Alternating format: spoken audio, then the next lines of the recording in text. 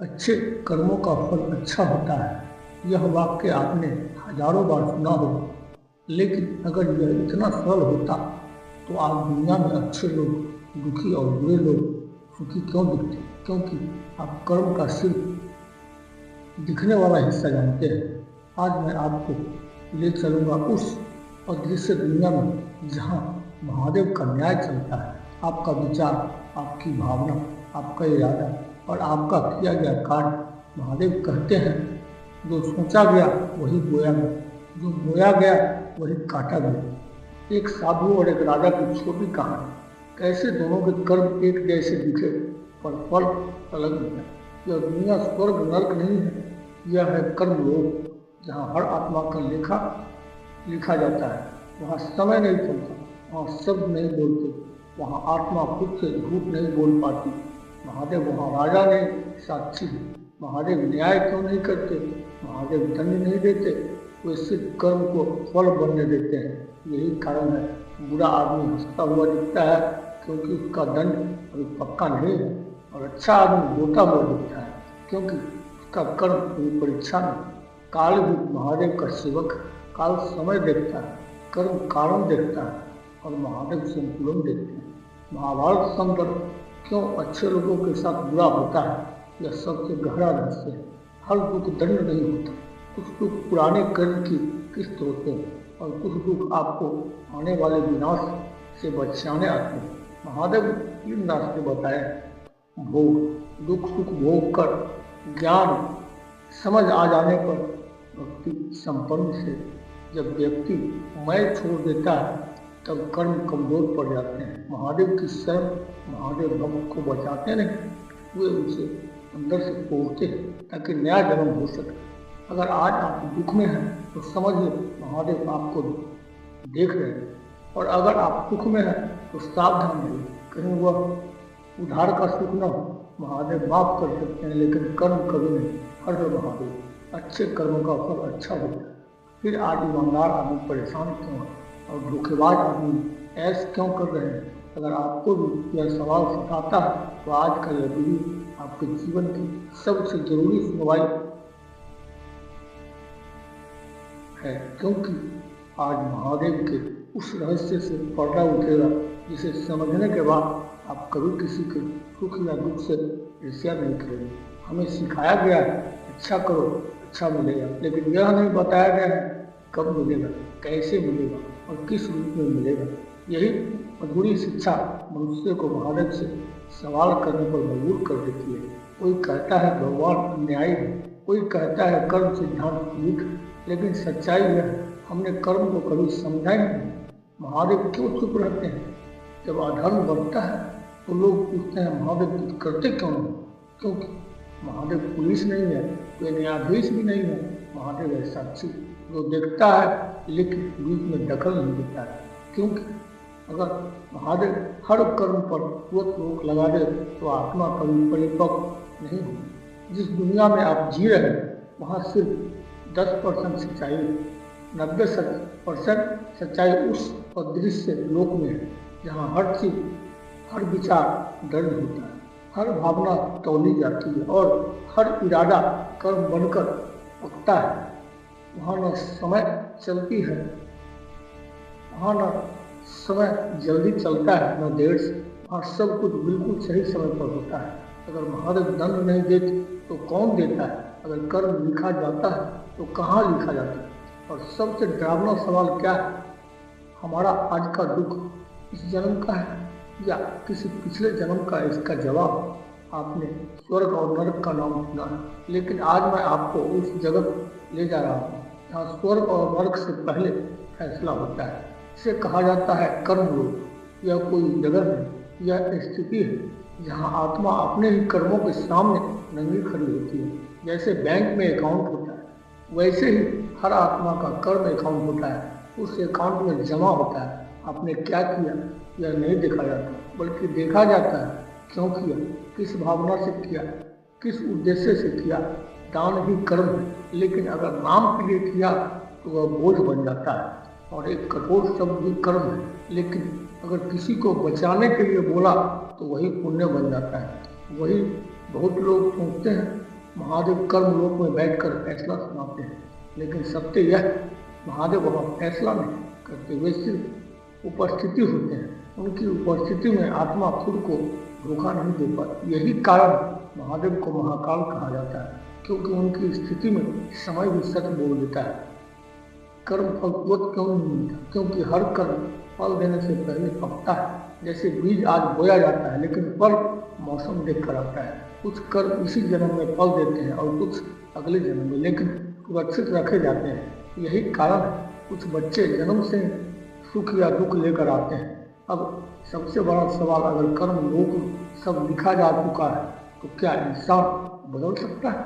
क्या लिखा हुआ भाग्य बदला जा सकता है, या हम सिर्फ कठपुतली हैं? इसका उत्तर, अगर सब कुछ पहले से लिखा है तो संघर्ष क्यों? अगर भाग्य अटल है तो प्रार्थना क्यों? सत्य है भाग्य लिखा होता है, लेकिन पेंसिल से पत्थर पर नहीं। जो लोग कहते हैं सब भाग्य का खेल है, वे कर्म से भागना चाहते हैं, और जो कहते हैं सब मेरे हाथ में है, वे महादेव को भूल जाते हैं। महादेव ने भाग्य को 3 हिस्सों में बांटा है। संचित कर, पिछले जन्म का जमा हुआ कर, इसे कोई नहीं मिटा सकता, बस भोगा जा सकता है। प्राप्त कर्म जो इस जन्म में आपको मिला है, शरीर, परिवार, परिस्थितियाँ या स्टार्टिंग पॉइंट। क्रियामान कर्म जो आप अभी कर रहे हैं, यही है आपके भविष्य की चाबी। यहीं पर इंसान स्वतंत्र है। महादेव इंसान को स्वतंत्र क्यों रखते हैं? अगर महादेव सब नियंत्रित कर ले तो आत्मा मशीन बन जाएगी और मशीन मोक्ष नहीं पा सकती। इसीलिए महादेव इंसान को चुनाव देते हैं, सही और गलत के बीच, अहंकार को संपन्न के बीच, डर और विश्वास के बीच। यही चुनाव भाग्य को धीरे धीरे मोड़ देता है। क्या पूजा से भाग्य बदलता है? पूजा भगवान को बदलने के लिए नहीं होती, पूजा अपने भीतर के इंसान को बदलने के लिए होती है। जब भीतर बदलता है तो कर्म की दिशा बदलती है, और जब कर्म बदलते हैं तो भाग्य खुद पीछे पीछे चलने लगते हैं। महादेव का सबसे गुप्त, महादेव कहते हैं जो मुझे पाना चाहते हैं वो कर्म से ऊपर उठे। कर्म से ऊपर उठना मतलब कर्म छोड़ना नहीं, बल्कि उपेक्षा छोड़ना। जिस दिन इंसान मैं क्यों छोड़ देता है, उसी दिन भाग्य उस बांध नहीं पाता है। लेकिन एक सवाल अभी भी बचा है, अगर कर्म और भाग्य दोनों है तो दुख क्यों जरूरी है? महादेव इंसान को तोड़ते क्यों है? जहाँ दुख साफ नहीं इच्छा बन जाता है। हर हर महादेव। इंसान का सबसे बड़ा सवाल, अगर महादेव दयालु तो अच्छे लोगों को इतना दुख क्यों मिलता है? अगर कर्म सही है तो जीवन इतना कठिन क्यों? यह सवाल केवल दुखी इंसान नहीं पूछता, यह सवाल हर जागृत आत्मा पूछती है। दुख का पहला सत्य, हर दुख सजा नहीं होता। कुछ दुख पुराने कर्म की सफाई होते हैं। जैसे गंदा बर्तन रगड़े बिना साफ नहीं होता, वैसे ही आत्मा बिना दुख के निर्मल नहीं होती। महादेव दुख नहीं देते तो साफ करते हैं। महादेव क्यों तोड़ते हैं? महादेव जिसे चुनते हैं उसे आराम नहीं देते, क्योंकि आराम अहंकार बढ़ाता है। महादेव पहले इंसान को भीतर से तोड़ते हैं ताकि बाहर से कुछ नया कर्म बन सके। इसीलिए जिन पर महादेव की कृपा होती है उनके जीवन में शांति से पहले तूफान आता है। दुख और मोक्ष का रिश्ता, जिसने कभी दुख नहीं भोगा वह करुणा नहीं समझ सकता, और जिसने करुणा नहीं समझी वह महादेव को नहीं समझ सकता। इसीलिए दुख मोक्ष का पहला द्वार है। महादेव का मौन संदेश अगर आज टूट चुके हैं तो समझिए महादेव आपको बना रहे हैं। अगर आंसू गिर रहे हैं तो समझिए आत्मा हल्की हो रही है, और अगर आप सब सहकर भी सही बने हुए हैं तो महादेव आपको बहुत करीब है। लेकिन दुख के बाद अगला चरण क्या है? क्या हर इंसान इस दीक्षा को पार कर सकता है, या यहीं से ज्यादातर लोग टूट जाते हैं? जहाँ महादेव कर्म काटने के 3 गुप्त मार्ग बताते हैं। हर हर महादेव। बहुत लोग मानते हैं कर्म तो भोगने ही पड़ते हैं, लेकिन यह आधा सत्य है। पूरा सत्य यह है, कर्म 3 तरीकों से समाप्त होते हैं, और इन तीनों के द्वार महादेव ने स्वयं खोला है। पहला मार्ग, यह सबसे सामान्य मार्ग है। जो बोया है वही काटना पड़ता है। दुख आए तो सहना पड़ता है, सुख आए तो बांध नहीं बनाना चाहिए। लेकिन ध्यान रखें, अगर दुख में आप कड़वाहट सुनते हैं तो न्याय कर्म बन जाता है, और अगर दुख में आप स्वीकार सुनते हैं तो पुराना कर्म वही समाप्त हो जाता है। दूसरा मार्ग है ज्ञान का मार्ग। बहुत कम लोग सुनते हैं जिस दिन इंसान अपने दुख का कारण समझ लेता है उसी दिन कर्म आधा जल जाता है, क्योंकि अज्ञान में किया गया कर्म ज्ञान में दोहराया नहीं जाता।